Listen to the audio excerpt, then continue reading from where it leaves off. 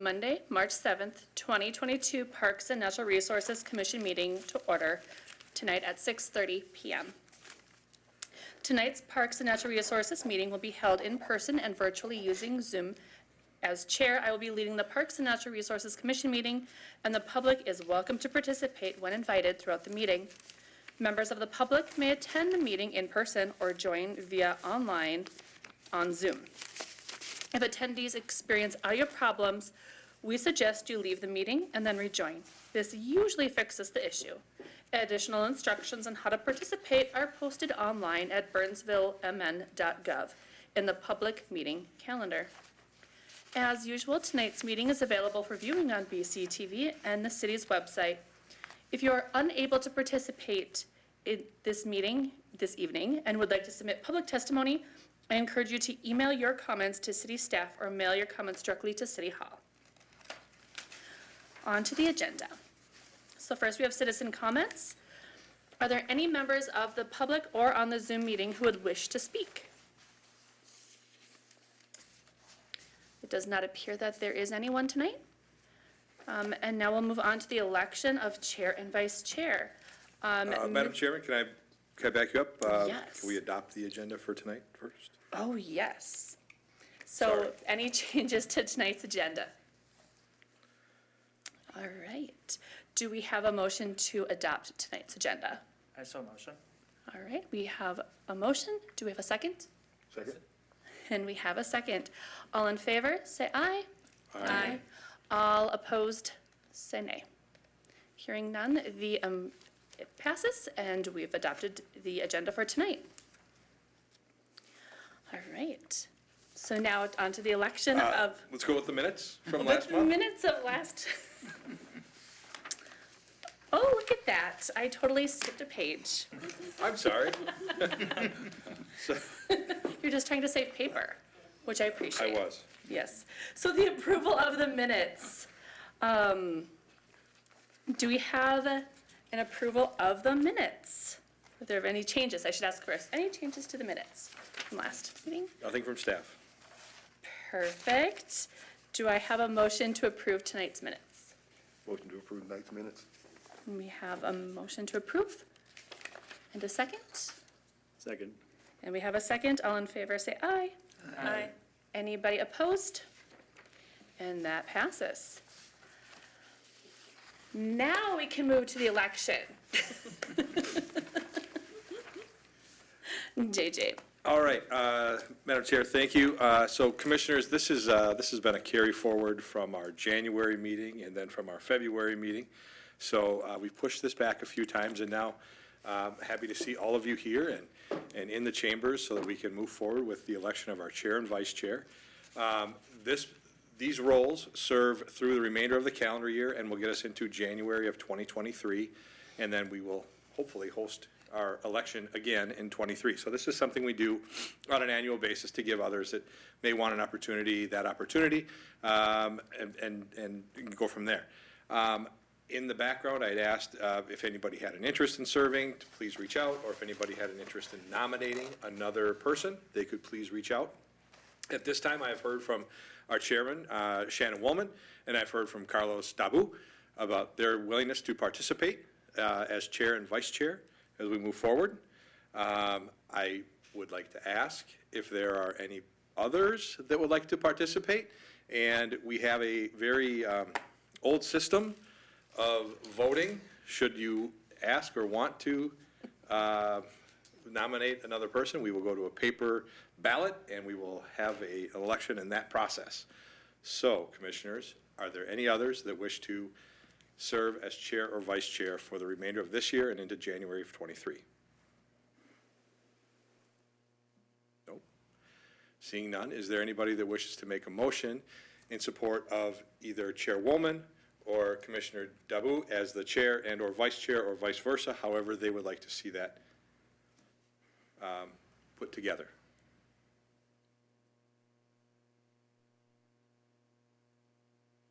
I motion that we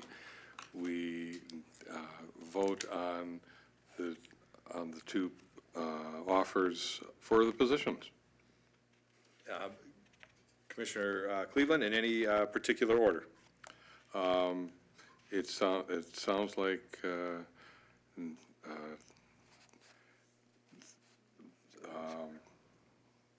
so it sounds like we have interest in both positions.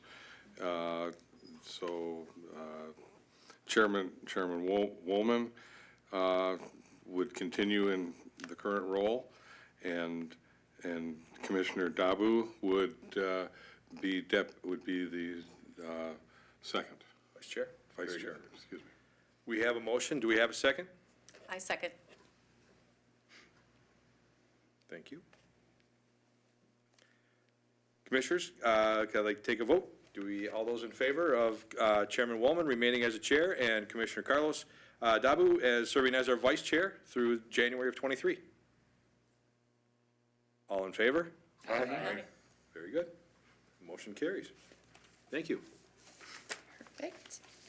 And now I will invite Mr. J.J. Ryan to present the review of the Park CIP for 2022.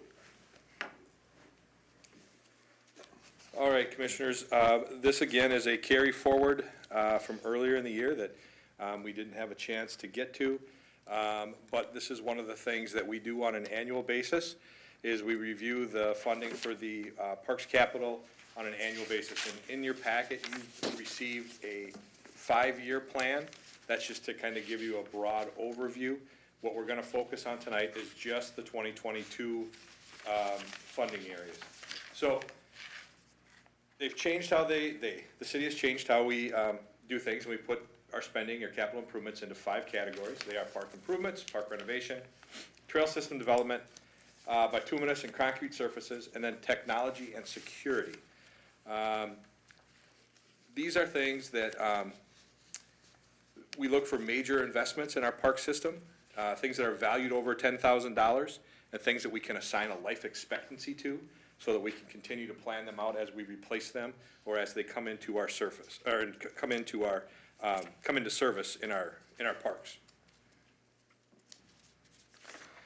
So let's start with park improvement.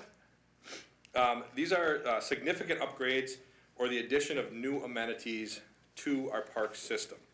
So our first item is we have a blanket $30,000 that we are budgeting every year. Things come up every year. Or we have a user group that may have an interest or an idea for a project in the park system, and we want to implement that. So this gives us that flexibility to do that. It also covers maybe some overages in some of the other areas that we have. The Crystal Lake beach play equipment is something that we talked about last year. I believe the number last year was about $260,000. That has been increased to $300,000 and pushed back to a 2022 project. And a little asterisk next to that one is that item will be coming back to you later this year. We'll have a look at that rendering of what that park can or will look like after the project is complete. There was some money budgeted here for a sidewalk at Tennessee Park. That money has been moved back to 2023, so the $22,000 there has been pushed back. And then the other item that we've been talking about is that Kelleher Trailhead building. And we're now at about a $1.6 million project for that. You've been involved in a few steps along the way there, and so that is also another item that, once we get a final design on that, we'll have that back in front of you for additional review and approval. All right, park renovation projects. A lot of things happening here. These are the repair or replacement of existing elements and facilities in the park system. So again, a $25,000 lump sum as things come up. Borders. Borders are the containers around our volleyball courts or our playgrounds, the concrete barriers, structures that hold everything in place. We currently have $17,000 budgeted for the border at Crystal Lake Beach. Fencing, we're at $101,000. That is on hold. So there are a number of items that are maybe not specifically listed for Oak Leaf West, but we are putting those projects on hold to continue to fund other things as we go forward. $80,000 is budgeted for the replacement of a hockey rink over at Neal Park. This is something that's ongoing. This is something we do on a regular basis. We usually try to take out or pick up 1 or 2 a year where we are replacing boards and making sure that chain link and surfaces are safe and usable. We have a $121,000 irrigation project scheduled for North River Hills. North River Hills is our premier soccer facility that gets a lot of play from our youth groups and from our some of our adults that play there as well. And it's time. It's I don't know the actual number of years the current system has been in place, but based on the number of repairs we are doing out there each and every year, it's time to replace that system. Our lighting systems, so at a number of our parks have lights, whether that's at a tennis court, a ball field, a soccer field, a football field, things like that. We are looking to improve the lighting systems at Neal and Sue Fisher. One of the things we've been able to do over the past years is lighting technology has improved, obviously, but also we're able to put those lighting systems on a digital format where we can control those lights going on and off from a computer or from our phone, things like that. I can't even recall the number of times in the evening driving past Laclavon, the softball complex on the south end of town, seeing the lights are on in the middle of a rainstorm and nobody out there playing, where I've been able to go right to my phone and quick turn off the lights and then save the city some money just for the evening. Play equipment replacement, so we have $279,000 or close to $280,000 for the playground equipment at North River Hills.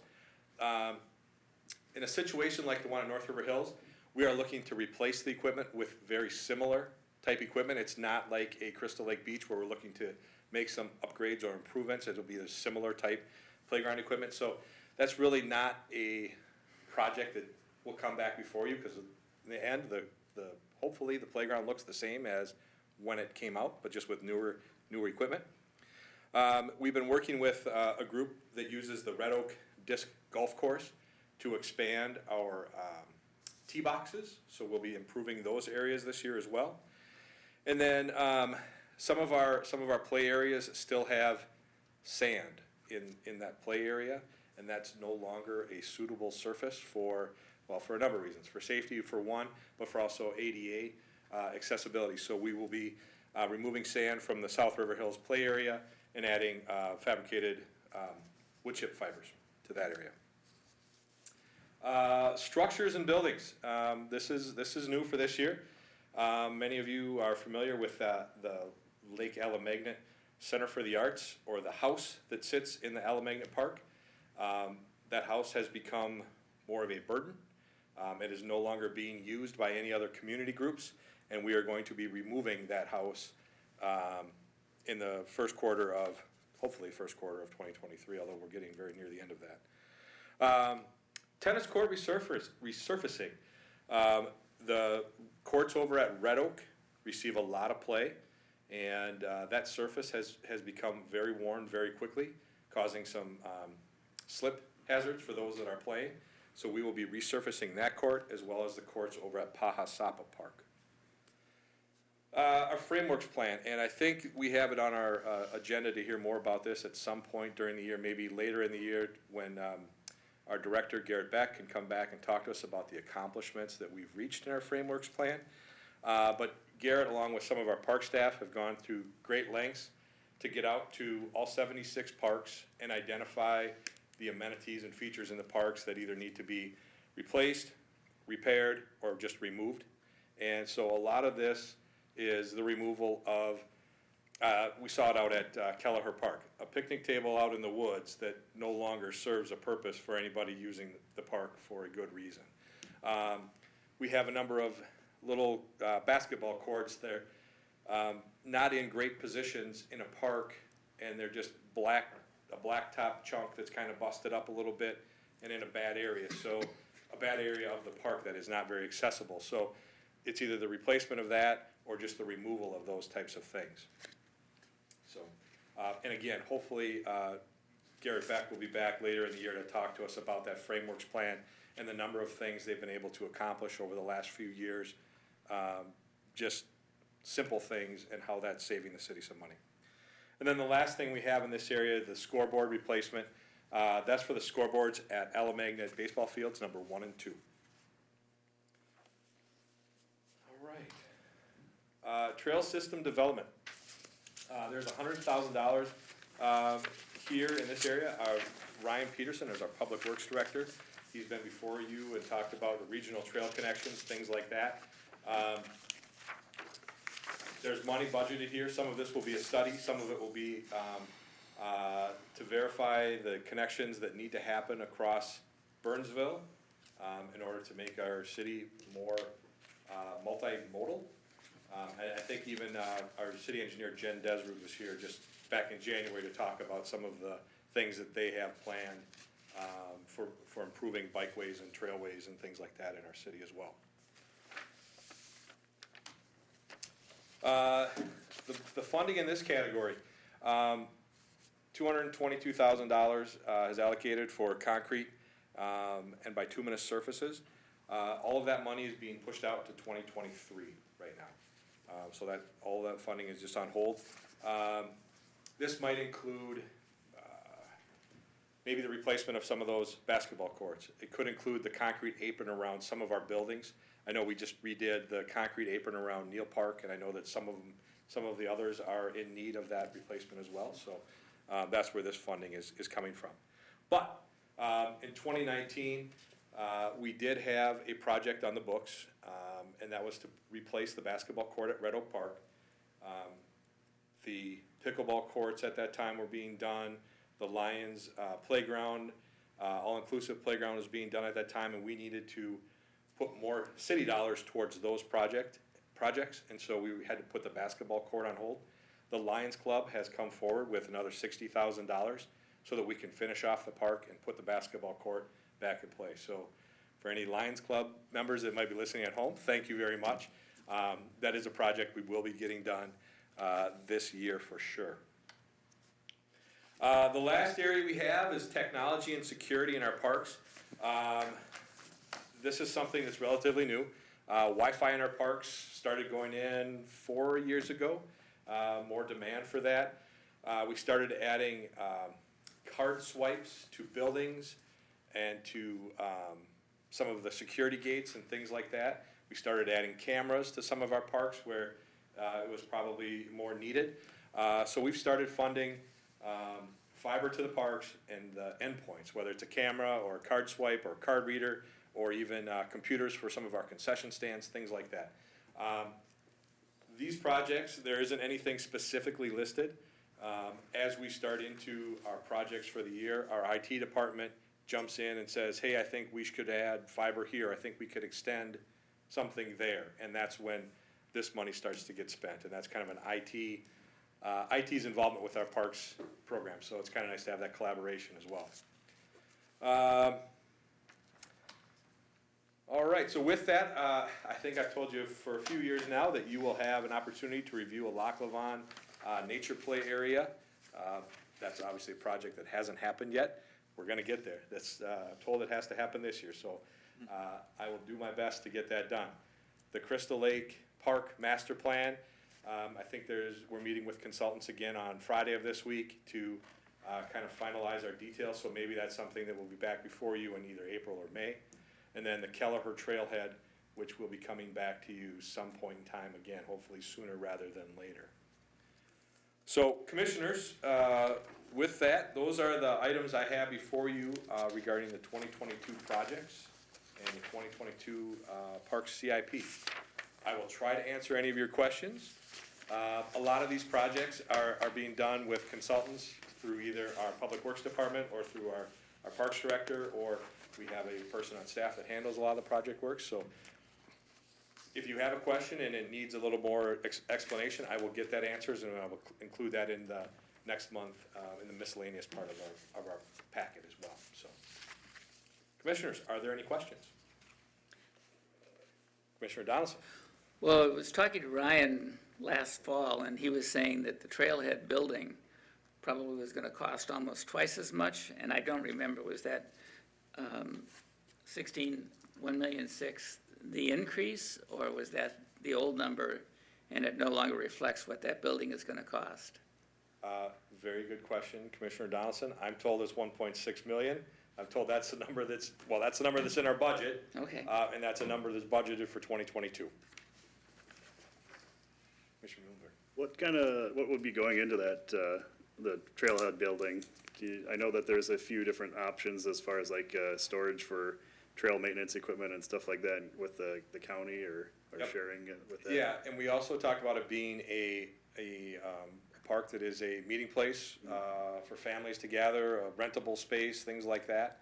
I don't know that there will be any nature programming happening in that building right away, but I think that's one of the things, this commission brought forward when we did that, it was a couple years ago already, when we had a work session on that, that it sure would be nice to have kind of a place where we could do some nature programming to bring in, folks to do that type of work. But, yeah, it will be a general public use space as well.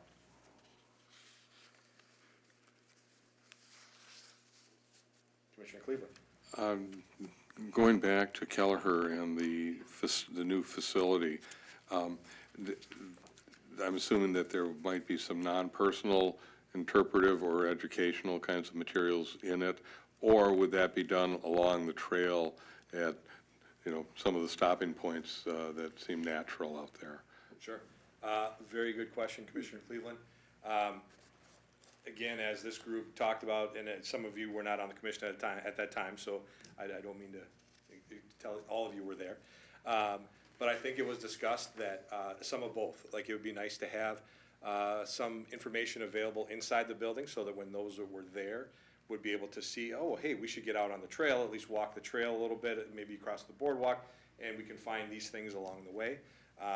But certainly, the interpretive signage that's even down at Rudy Kramer Nature area is something that I know the city's received a lot of positive feedback on. So adding that signage to the trail is something that we'll be looking into as well.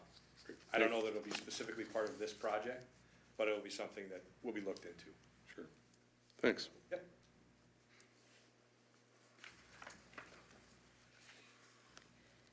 The house at El Magnet, is that in poor condition?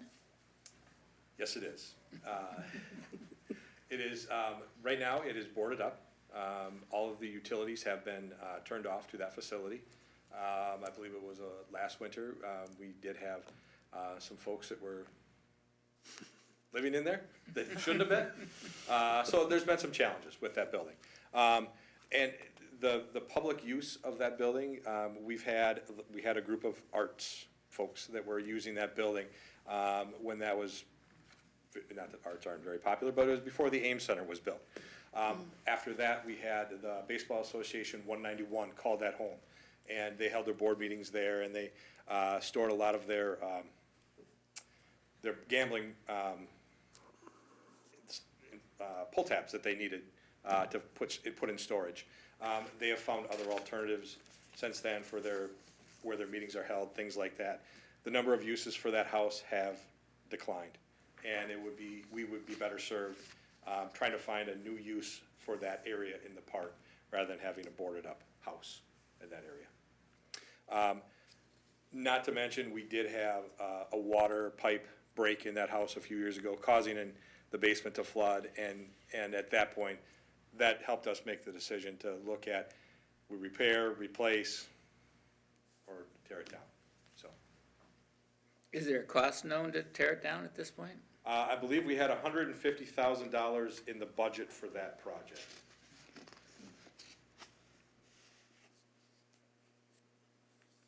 Okay.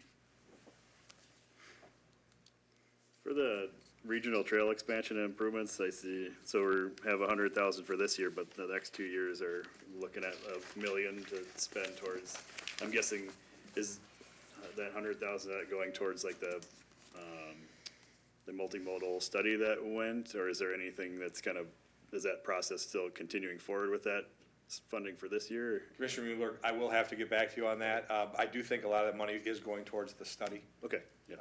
I'll have to get back to you, because like you just pointed out in the budgets in the next coming years, there's money that identifies projects to be completed. Yeah. But I will include that in next month's miscellaneous information. Okay, no, thank you.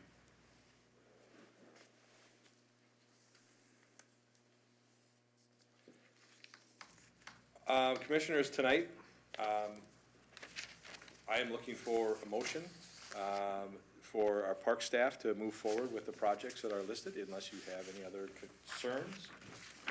And I haven't heard any concerns, unless you have any other questions that need attention. I so move. Second. Thank you. All in favor? Say aye. Aye. Anybody opposed? All right, well, it passes. Very good. Thank you, Commissioners. Thank you. Now we'll move on to miscellaneous. Is there anything else to be considered for tonight? Commissioners, the only thing I have under miscellaneous items for tonight is that our next meeting will be on April 4th. And I guess looking back at our topics, I don't know that I have a hot topic or hot items planned for April just yet. So please stay tuned, and I'll try to get notification out as soon as I can if we are going to move forward with that date or not. Perfect. Well, with that, at this time, I'd like to request a call for adjournment of the March 7th, 2022 Parks and Natural Resources Commission meeting. Do we have a motion? Motion to adjourn? Motion to adjourn. Do we have a second? Second. We have a second. All in favor, say aye. Aye. Anybody opposed? Perfect. Well, with that, have a great night, everybody, and we will see you next month, perhaps.